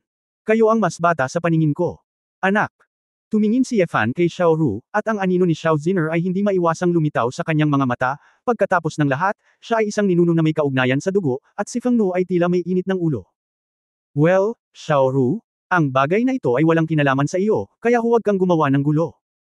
Muling sinabi ni Yefan sa isang grupo ng mga elder, bagaman hindi ko alam kung ano ang pagsubok sa Jiangxian Pagoda, sa palagay ko ay hindi na ito kailangan. Kailangan kong pakinggan ang hiling mo. Sabi ni Sisley, oo, Lucifer, ang Fairy Tower sa Shanggu Town, kung ayaw mong pumasok, hindi ka namin pipilitin. Pero, nakita mo rin ngayon na sa Presbyterian Church, hindi ito matanggap ng ilang matatanda, at pinahintulutan kanila. Kung tutusin, hindi lang ikaw, maya-maya ay madadami pa ang taong nagsira ng sikreto sa iyo. Siguro. Hindi ka natatakot, ngunit ang kakaunting taong kasama mo, sa palagay mo ba, mapipigilan nila ang mga matatandang ito? Oo. Kinusot-kusot ni Fan ang kanyang mga mata, muntik niyang makalimutan na hindi pala siya nag-iisa sa pagpunta sa underground world. Hindi ang magkapatid na He Huang at Heije, gayon din sina Shilanyu at Shu Lingshan. Kung ang grupong ito ng Escape Alliance members ang mga matatanda ay talagang naghahabol. Pagkatapos nila, kung pipilitin nilang sumunod sa mga patakaran, ito ay magiging isang malaking problema. Gaano man katiwala si Yefan, hindi siya maglalakas loob na sabihin na kaya niyang sirain ang Escape Alliance ng mag-isa. Hindi sa huli. Bukod dito, kailangang mag-ingat si Yefan sa Dharma King Doomsday, at ang mga angkan sa Sia Kingdom ay talagang hindi nag-aalala. Kung kaaway pa rin ang Escape Alliance, talagang magiging abala ito. Kaya't tila, kung masira mo ang isang beses ang sinaunang bayan na walang kamatayang pagoda ay isang beses at para sa lahat na pamamaraan. Hindi bababa sa Escape Alliance ay ganap na kalmado. At sa totoo lang, curious din si Yefan kung anong klaseng lugar ito. Kung madaanan ko ang bayan na walang kamatayang pagoda, maipapangako mo ba na hindi ka mananagot sa ibang tao? Ayaw ni Yefan na tapusin ang kanyang paglalakbay ng mag-isa, kaya pinuntahan nila si Shu Lingshan at ang iba pa para guluhin sila. Haha! Huwag kang mag-alala, kung makapasa ka, mapoprotektahan mo ang mga taong iyon tulad ni Yewuya. Tumawa si Nan Gangmin. Ang mga makakapasa sa pagsubok ng walang kamatayang tore sa bayan ng Shanggu ay hindi isang bagay na maaari nating pukawin. Hindi natin pagtatawanan ang ating sarili, sabi ni Min Chenshio. Oo. Labis na nagulat si Fan, mukhang. Itong Ancient Town Immortal Pagoda, sa iyong paningin, ay napakalakas. Sa tingin mo ba ay hindi na ako makakalusot? Ilang matatanda ay tahimik, ngunit ang kanilang mga mata ay nagpahayag ng paghamak. Halatang hindi akalain na makakapasa si Yefan. Mula sa ang kanilang pananaw, nang pumasok si Yefan, wala itong pinagkaiba sa kamatayan. Sisley. Bumantong hininga at sinabing, Lucifer, ano man ang gawin mo, maipapangako ko na hindi ko papanagutan ang ibang tao. Kasi last time, this time, nagkaroon din ng problema sa paghawak ng ating Presbyterian Church. Bumawi dito. Oo. Sumulyap si Fan sa iba, sumasang-ayon ba kayo? Sinabi ni Nangang Min na may namamaos ng ngiti, walang problema, masisiguro namin na hanggat papasok ka sa Jiangxian Tower, hindi namin hawakan ang iba. Sa katunayan, hanggat wala na si Ye Fan, ang natitirang ilang tao, sa mata ng mga matatanda, ay mga minor de edad na karakter lamang. Sila ka. Huwag gumamit ng kaunting panlilinlang upang mabura ang alaala ng mga taong ito, at hindi ito makakasama sa kanilang buhay. Siyempre, ito ay para sa ibang pagkakataon, at imposibleng sabihin kay Ye Fan. Si Ye Fan ay hindi tanga, ang mga matatandang ito ay malinaw na may lasa ng pampublikong paghihiganti at pribadong paghihiganti. Tinatayang inabuso sila ni Ye Wuya noong nakaraan, at ngayon ay inilipat na nila ang kanilang galit sa kanya. Oo. Nag-isip sandali si Fan, malamig na ngumiti, at sinabing, kung gusto mong pumunta ako sa Jiangxian Tower, kailangan mong mangako ng kondisyon. Paano kasi ang daming bagay? Kung hindi ka pupunta, ikaw ang magiging kaaway namin, at natatakot kaming hindi ka namin mapagaling. Galit na sinabi ni Nangang Min Ye Fan, kung talagang kaya mo at matatalo mo ako ng 100%, maaari mo itong subukan. Kahit na hindi ko kayang patayin kayong lahat, makakalagkad muna ako ng grupo ng mga nakatalikod. Gusto mo bang subukan ito? Muling na-tense ang kapaligiran, at ang aura ni Ye Fan na nag-iisa ay kapantay ng isang grupo ng mga matatanda. Sisley. Mahinang bumantong hininga at sinabing, Lucifer, ito ang pinakakapakipakinabang na paraan para makapasok ka sa Jiangxian Tower ng isang beses. Kung hindi, ang magkabilang panig ay magdurusa, at ang mga tao sa paligid mo ay madadami din. Sa puntong ito, ano pa ang gusto mong hilingin? Oo. Ngumisi si Fan at sinabing, okay lang ako, ayos lang ako sa sarili kong pagkatalo, sanay na ako. Pero, pinakaayaw ko kapag may humawak sa mga tao sa paligid ko at pinagbantaan ako sa mga taong pinapahalagahan ko. Kaya, kung gagawin ko ito, pumasa ako sa Jiangxian Pagoda Trial minsan, at hiniling ko sa 8 elder na naroroon ngayon na pumunta sa akin. Dilaw na bibig bata. Sa tingin mo ba ay ikaw si Ye Wuya? Sikat ka lang sa loob ng maraming taon, anong ginagawa mo sa sarili mo? Galit na galit ang ilang matatanda. Sinabi ni Nangang Means na may masamang ngiti, lahat. Anong inaalala mo? Kung makalabas siya, hayaan natin siyang harapin, ayos lang. Napakaliit ng posibilidad na lumabas ang mga layag. Lucifer, kung makapasa ka sa pagsusulit sa Jiangxian Pagoda, hindi ka na mabibigkis sa aming Reclusive Alliance. Kung humingi ka ng personal na paghihiganti mula sa amin, wala kaming masasabi. Sabi ni Min Chenshu. Nagpapalo si Ye Fan ng tambol sa kanyang puso, bakit parang nakakatakot talaga ang Jiangxian Pagoda? Ano ba ang lugar na iyon? Sabi ko. Malaki ang tiwala ninyong lahat na hindi ko kayang lampasan ang pagsusulit na iyon, hindi ba? Ang lugar na iyon, walang sino man ang makakadaan. Isa itong bitag na tiyak na papatay sa iyo, kung gayon mas mabuting ipaglaban kita. Maingat na pinagmasdan ni Ye Fan ang mga mata ng matatanda. Humalaklak si Magnum sa pagkakataong ito, Lucifer. Makakatiyak ka sa puntong ito. Tiyak na hindi iyon isang bitag, isang pagsubok, isang pagsubok. Mula noong sinaunang panahon. Hindi lang ikaw ang aksidenteng natiktikan ng sekreto at pagkatapos ay pumunta sa Jiangxian Pagoda para sa paglilitis. Bagaman ito ay, sinabi na ang mga taong pumasa ay mabibilang sa isang banda, at least may mga taong makapasa. Patay na ang Kabanata 1488. 1488. Ang aming Presbyterian Association of Reclusive Alliance ay hindi kailanman makikigulo tungkol sa pagsubok sa Jiangxian Tower, dahil sa aming lakas, wala kaming magagawa tungkol dito. Ito ay isang ganap na patas na pagsubok, at ang tanging kinakailangan ay lakas. Basta malakas ka, makakalabas ka, siguradong sabi ni Sisley. Gumaan ang pakiramdam ni Ye Fan matapos marinig ang sinabi nilang dalawa, ngunit bihira ang mga taong pumasa, medyo nakonsensya si Ye Fan. Siyempre, pwede rin dahil kakaunti lang ang sumasali. Nga pala, may isang bagay na maaaring interesado ka. Sinabi ni Magnan, sa totoo lang, kilala mo ang pinakamalapit na tao na matagumpay na nakapasa sa pagsubok sa Jiangxian Tower. Yeah. Natigilan saglit si Fan, at kaagad na sumimangot at sinabing, pwede bang? Ye Wuya. Si Magnum at iba pang matatanda ay tumanggo na may komplikadong mga mata.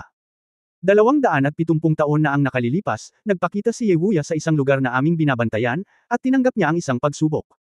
Gayunpaman, hindi tulad mo, tila alam niya ang sikreto ng walang kamatayang pagoda ng sinaunang bayan sa kanyang sarili, at nagkusa na hilingin ito. Oo, walang ganang sabi ni Sisley. Napabulala si Xiaoru, nakapunta na si Ye Wuya sa napakasayang lugar. Bakit hindi ko alam? Anong sikreto iyan? Kung alam ko, hindi ako actress, at sinusubukan kong abutin siya. Mas mabuting maglaro sa labas. Oo. Hinawakan ni Fan ang kanyang noo, ang matandang ito ay malamang na nakapunta na rin sa underground world, at tungkol sa pagsubok, naghahanap lang siya ng excitement. Kung tutusin, makakalaban niya siya. Talaga, lahat ng mga ito ay halos natagpuan ito, at maaari lamang silang makahanap ng ilang iba pang kasiyahan. Hindi ba dapat, lahat ng nakapasa sa pagsubok ay dapat magkaroon ng lakas ng isang martial god? Naramdaman ni Ye Fan ang biglang pagtaas ng pressure. Hindi ang kaso. Maaaring hindi ka maniwala kapag sinabi mo ito. Si Ye Wuya ang pinakamabilis na taong nakapasa sa pagsusulit sa kasaysayan ng immortal na pagoda ng sinaunang bayan. Nag-half-day lang siya. At, ang pinakamabagal na tao sa kasaysayan ay tumagal ng kalahating buwan, at syempre namatay pa rin siya. Nang sabihin ni Sisley ang mga salitang ito, may bakas ng paghanga sa kanyang boses, at ang iba pang matatanda, may pagkamangha rin sa kanilang mga mata. Yeah. Natigilan si Fan, ang martial god pala ang pinakamabilis na tao sa buong kasaysayan na nakapasa sa pagsubok. Bukod dito, kalahating araw, kalahating buwan, ang pagkakaiba ay sobra. Ano ang kanyang lakas? Kaharian. Hindi nagulat si Xiao Ru, nagpout lang siya ng galit, na para bang nagrereklamo pa siya na hindi binanggit ni Ye Wuya ang mga masasayang bagay na ito sa kanya.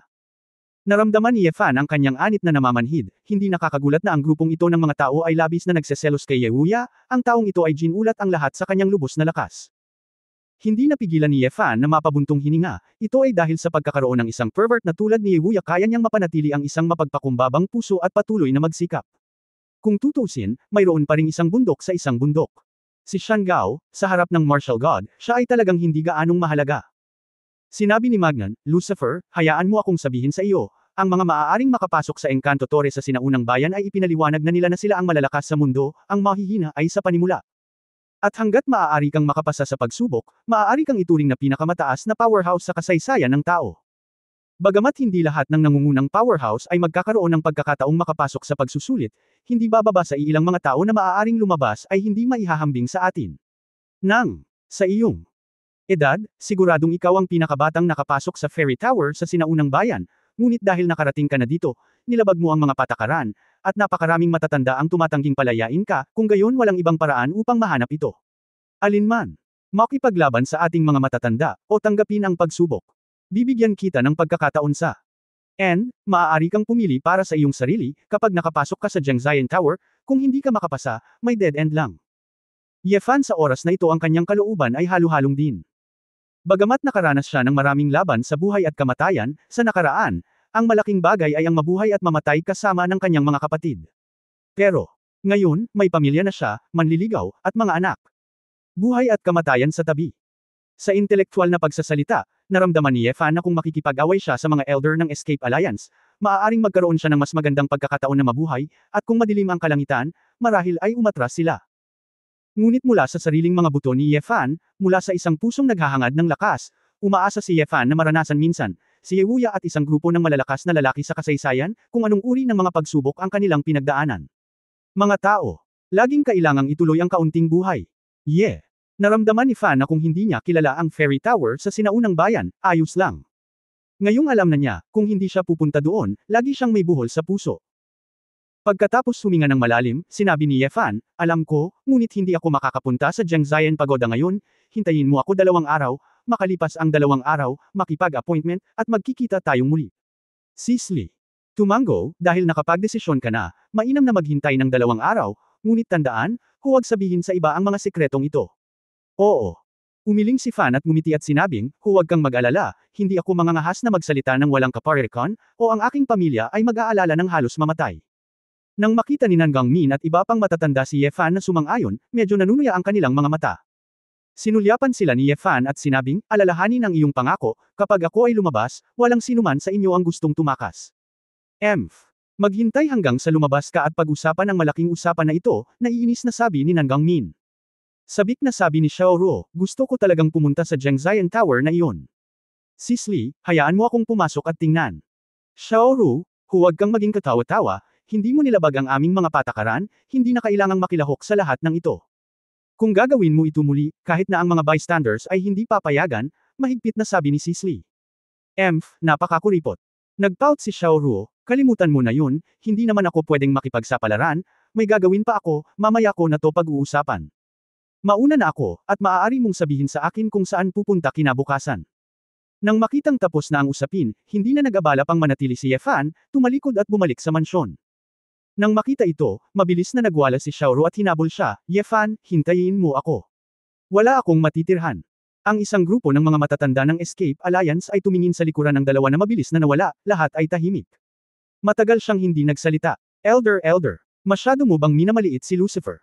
Pumasok lang si Ye Wuya sa Zhengzhien Pagoda noong siya ay higit sa 200 taong gulang. Ang pinakabatang matagumpay na pumasa. Bago din mahigit 100 taong gulang. Ngunit walang nagtagumpay. Bumantong hininga si Magnum. Sisley. Mahinang sinabi, ngayong nangyari na ang mga bagay, mayroon ka bang ibang paraan?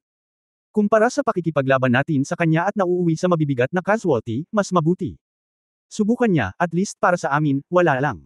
Luje. Magnum, huwag mo nang isipin, mapapahamak ang batang ito, babayaran niya ang kapalit ng kay-abangan niyang kabataan. Ngumisi si Nan Gangmin at mabilis na umalis kasama ang ilan pang matatanda sa lugar. Kabanata 1489 na tapang. 1489 na oo.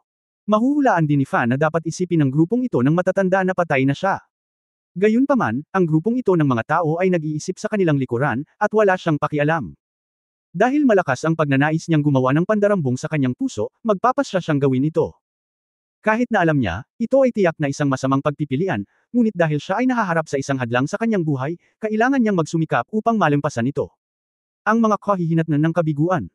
Nagawa kong mabuhay hanggang sa kasalukuyan at magkaroon ng mga tagumpay na nakamit ko ngayon, umaasa sa patuloy na pagsisikap at matapang na lumaban hanggang kamatayan sa mga kritikal na sandali. Sinabi ni Ye Fan sa kanyang sarili na dahil nagbago ang kanyang kasalukuyang katayuan at napakaraming bagay sa kanyang likuran, dapat siyang tumingin sa unahan at mawala ang kanyang pinakamahalagang bagay, walang takot na tapang. Pwede ba? Maging siya ay may volcanic lava, malalim na dagat na malamig na tubig, mahirap na pagsasanay araw at gabi, lumalaban ng maraming taon, at patuloy na nagiging mas malakas, para lang umatras sa oras na ito. Siyempre hindi.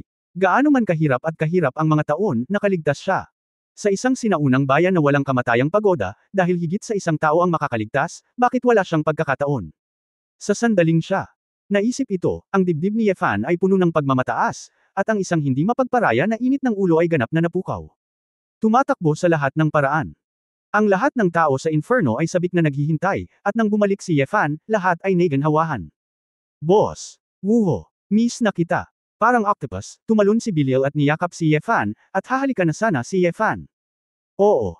Direktang itinulak ni Fan ang ulo ng bata, itinapon ito sa carpet, at napangiti ng may ngiti, walang kwentang bagay. Makikidnap ka sa ilang sandali. Kailangan kitang iligtas. Hindi ako nag-improve sa loob ng maraming taon. Hehe. Hehe, nahiyang ngumiti si Beryl, boss, naging pabaya ako noong nandito ka, alam kong maliligtas mo ako. Sinabi ni Sofia na may matagal na takot, Your Excellency Sifa, sino siya? Bakit ako kinokontrol ng aking isip, at wala akong ideya? Nagpout si Ye Fan at sinabing, hindi mo na kailangang magtanong tungkol dito. Anyway, kung alam mo ito, dadagdag lang ito sa iyong mga problema. Hindi ito isang bagay na kakayanin mo. Alam din nila na si Ye Fan ay may sariling dahilan kung bakit hindi niya ito sinasabi. Lumapit si Yesho at nagtatakang nagtanong, Brother Ye Fan. Sino ang batang babae na nasa likod mo? Medyo hilaw. Bago mo bang girlfriend? Ang babaeng ito ay natural na si Xiaoru. Nang marinig niya na hindi siya naiintindihan, namula ang mukha ni Xiaoru. Oo. Medyo natahimik din si Fan sa ninuno ng bote ng langis. Hindi nakatulong ang babaeng ito ngayon lang. Isang maikling pagpapakilala, siya si Xiaoru, ang ninuno ng Phoenix Girl. Huwag mong tingnan ang kanyang kabataan, siya ay higit sa 600 taong gulang, siya ang dating numero 1 master ng angkan sa ilalim ng Diyos ng digmaan. Kailangan mo lang mag-ingat, dahil wala siyang matitirhan, kaya nagpunta siya rito para manatili sandali. Kailan? Narinig ito ng lahat, puno ng pagtataka ang kanilang mga mukha. Ito ay isang maliit na luoli na higit sa 600 taong gulang. Pangalawa sa master ng Valkyrie clan. Medyo nahihiya si Sofia, kaya pakiramdam niya ay hindi ang pinakabata na higit sa 600 taong gulang. Hehe, hindi naman kailangang masyadong kabahan kayong lahat, huwag kayong tumawag sa mga ninuno ko, I don't mind, nakangiting sabi ni Xiaoru. Hindi maiwasang mag-isip ng lahat, kahit pasigawan sila, hindi sila makakasigaw. Pagkatapos ay tumingin si Xiaoru kay Wu Yesho nang may interes at sinabing, munting babae, ikaw ba ay mula sa pamilyang Chinkyo? Biglang nagulat si Yekang, ikaw. Alam mo ba ang pinagmulan ng aming angkan ng Wuya clan? Nag-isip sandali si Xiaoru, at biglang nagsabi, oh. Nasa ibang bansa ka, pinalitan mo na ba ang apelyido mo? Hindi nakakagulat na walang angkan ng Chinkyo sa Xia Kingdom. Noong ako, bata pa ako, nakilala ko rin ang iyong angkan, kaya alam ko ang kaunti tungkol sa iyong kadugo. Nabalitaan ko na ang Shenlong clan ay tinanggal din ang ilang mga immigrant clan bloodline sa ibang bansa. Kumusta ang iyong Chinkyo clan? Ako na lang ang natitira sa pamilya natin. Nakinig si Xiaoru, naawa saglit, umakyat at marahang niyakap si Wu Yeshu, ngunit kahit sa harap ni Wu Yeshu, na hindi matangkad, medyo pandak pa rin si Xiaoru at nakatipto lang. Kaawa-awang bata, sinabi ko lang na ang mga taong ito mula sa angkan ng Shenlong ay may problema sa kanilang trabaho. Ang angkan ay nagpupunta sa ibang bansa, kaya hindi na sila kailangang patayin, sabi ni Xiaoru, tumingin pabalik kay Ye Fan. Nanlumos si Ye Fan, ano ang kanyang inaalala? Higit pa rito, ang pamilya Wuya ay pinugutan ng ulo dahil sa kanilang palihim na paggawa ng mga bagay na hindi pabor sa Xia Kingdom, hindi dahil lamang sa bloodline. Wu. Nahihiya si Yek ang nayakapin, at sinabing may nahihiyang ngiti, ayos lang, Ancestor Xiaoro, nakita ko na. Well, good boy. Tinapik ni Xiaoro ang ulo ni Wu Yekang at sinabing, maaari mo akong tanungin kung mayroon kang anumang mga katanungan tungkol sa iyong cultivation. Gustong-gusto ko ang iyong pamilya Chinkyo, at ang iyong mga babae ay lahat ay maganda. At ang iyong mga talento ay napakahusay. Kung nag-cultivate ka ng maayos, mas magising ka pa ng kaunti ang bloodline mo, which is very good. Kahanga-hanga. Wu. Nag-aalala si Yek ang na ang kanyang 100 shadows ay napakahirap linangin. Nang marinig ito ni Xiaoru, nagtanong siya ng may pananabik, ako. Hindi ko pa masyadong malinaw ang tungkol sa talento ng kadugo ko, ano ito, ano ba dapat? Paano linangin, Ancestor Xiaoru, maaari mo ba akong bigyan ng payo? Xiao. Tumango si Ru at masayang sinabi, oo. Gusto kong mag-aral ng cultivation. Little girl, nagising mo na ba ang iyong bloodline? Wu Ye sa isang, na tunog. Kinakabahan niyang sinabi, ay. Hayaan mo akong ipakita sa iyo. Okay. Tinitigan ito ng mabuti ni Xiaoru. Huminga ng malalim si Wu Yeshang, at ang kanyang figure ay agad na naglabas ng isang puting gintong imahe, na parang naging puting kidlat. Pagkatapos magmadaling lumabas ng silid, bumalik siya sa parehong lugar sa isang kisap mata. Sa sandaling ito, medyo hinihingal si Wu Yeshu, ngunit kumpara sa unang pagkakataon na ginamit niya ito sa harap ni Ye Fan, madali siyang naapektuhan nito. Hindi, mas mabuti, pagkatapos ng lahat, ang batang babae ay umasa sa mga gamot na gamot, at nilinang din sa Lycan entry. Xiao. Idinilat ni Ru ang kanyang mga mata, at sinabi ng may tunay na ekspresyon, ang talento ng Shadow Dance, ng mga taong Chinkyu ay talagang makapangyarihan. Bagamat ang kapangyarihan ay mas mababa sa White Emperor, ng angkan ng White Tiger, ang bilis ay nasa unahan. Medyo nasasabik si Wu Yeshu, at nahihiyang sinabi, ang tawag ba ay Shadow Dance? Palagi ko itong tinatawag na 100 Shadows. Pero okay lang, halos pareho lang. Kaya lang. Sa tuwing gagamitin ko ito, nararamdaman ko ang maraming load at hindi ko maituloy ang paggamit nito. Hindi ko alam kung mali ang cultivation method ko. Napahagik-hak si Xiaoru nang marinig niya ito, bata, hayaan mong turuan kita kung paano magtanim. Lakad. Umakyat tayo at dahan-daang magsalita. Xiao. Sabi ni Ru, hinawakan ang kamay ni Wu Yeshu at tumakbo sa itaas. Oo. Hindi maiwasan ni Fan at ng lahat na tumingin sa isa't isa, walang nag-iisip na magiging interesado si Xiaoru sa bloodline ni Wu Yeshu. Boss, ano ang susunod nating gagawin? Mahirap pumunta sa Xiangcheng para magsama-sama, pero hindi mo rin ma-practice ang exercises, di ba? Sabik na tanong ni Leviathan. Naisip ni Ye Fan na pumunta sa Zhengzhien Pagoda sa loob ng 2 araw, at bahagyang ngumiti, sinabing, Balir, ilabas mo ang lahat ng masarap na alak, inumin natin ito buong gabi ngayong gabi. Uminom hanggang sa iyong bagong book launch. Okay, handa na ako. Alam kong may party ngayong gabi. Tumawa ng malakas si Balir at tumakbo para dalhin. Sa lahat ng uri ng inumin. Tulad ng sinabi ni Ye Fan, lahat ng tao sa Inferno ay umiinom hanggang kinaumagahan, umiinom at inaalala ang nakaraan, umiiyak at tumatawa. Inakala ng lahat na ito ay isang masayang party, ngunit walang nakakaalam na itinuring ito ni Ye Fan bilang isang practice wine. Pagkatapos uminom. Itong kainan, tadhana na ang magkita muli sa susunod. Ang susunod. Umaga, lahat ay dumating sa Xiangcheng International University. Sa press conference, nag-propose talaga si Bilil kay Sofia in public.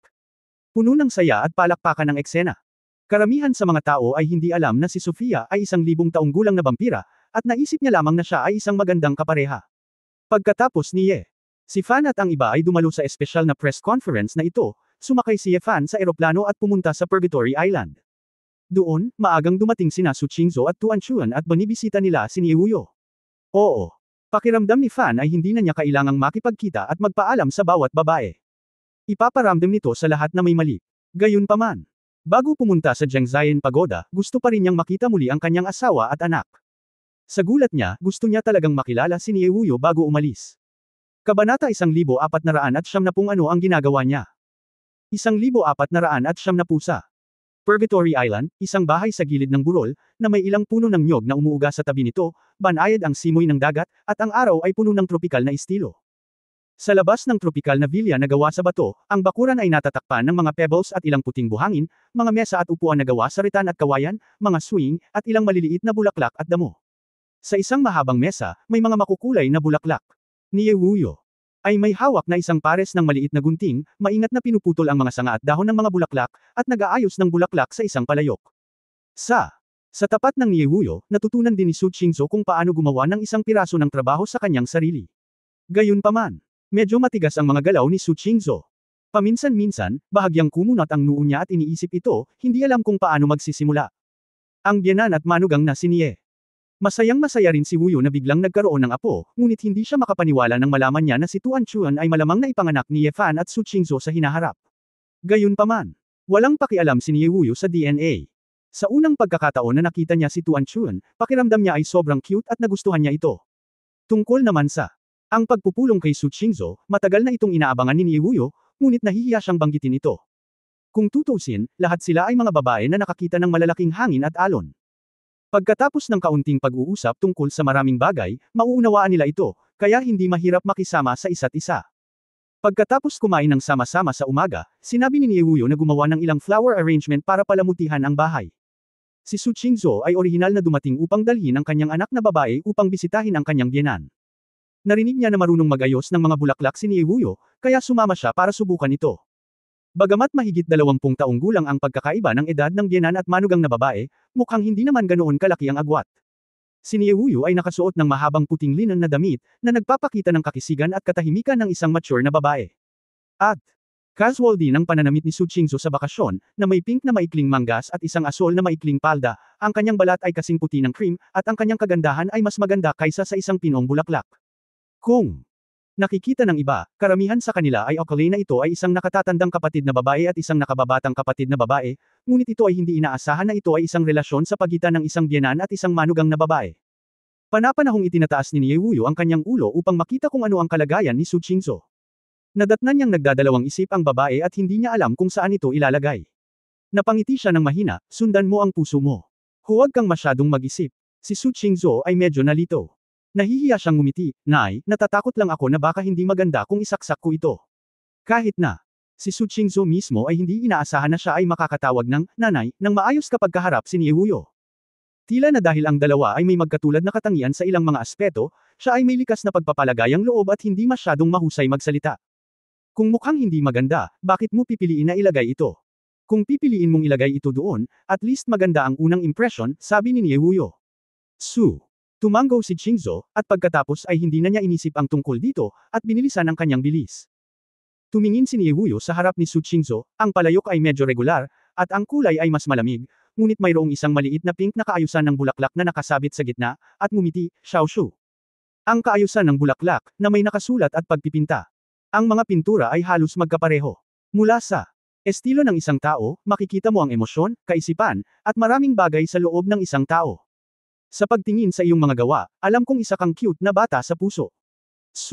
Saglit na natigilan si Qingzhou, at nahihiyang sinabi, ilang tao ang nagsasabi niyan tungkol sa akin. Isinasaksak ko lang ito. Hey, anong nahihiya? Umiling si Niewuyo, tumingin sa labas ng pinto, ang dalampasigan sa ibaba ng gilid ng burol, at sinabing, aking mahal na apo, nagsasaya ka. Tumingin si Qingzhou sa likod.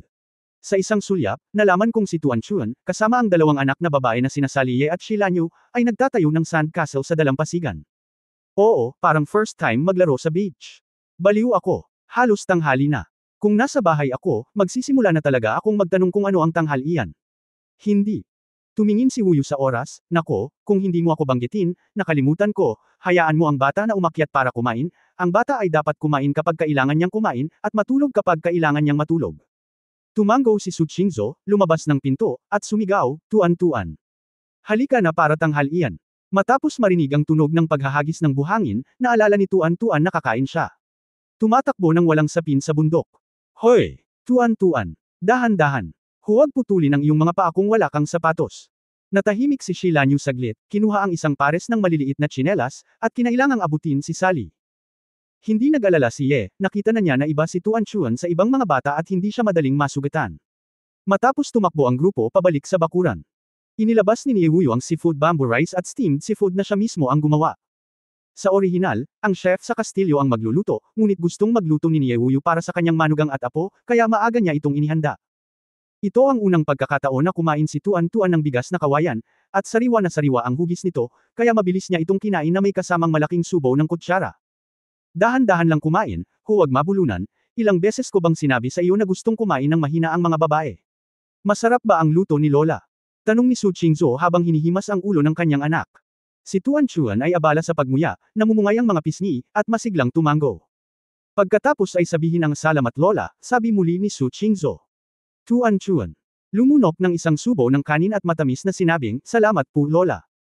Mabait at gamaan ang loob ni Niewuyo, napakasarap, Tuan-Tuan, kumain ka pa, dalhan ka ni Lola ng prutas. Nang makitang nagmamadaling kunin muli si Niewuyo ng prutas, napakasaya niya. Si Saliye at Shilanyo sa gilid ay medyo naiinggit. Tiyak na, ang pagkakaroon ng isang anak ay magiging mas gusto ang kanyang biyenan. Nay, bakit hindi pa dumating si tatay, hayaan mo si tatay na sumama at kumain ng masarap.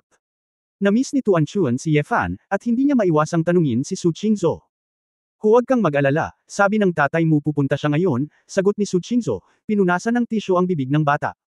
Kamukha niya ang bata sa lahat ng bagay, ngunit mas maganda ang gana niya kaysa noong bata pa siya, Su Qingzhou hindi ko alam kung ito ay mabuti o masamang bagay.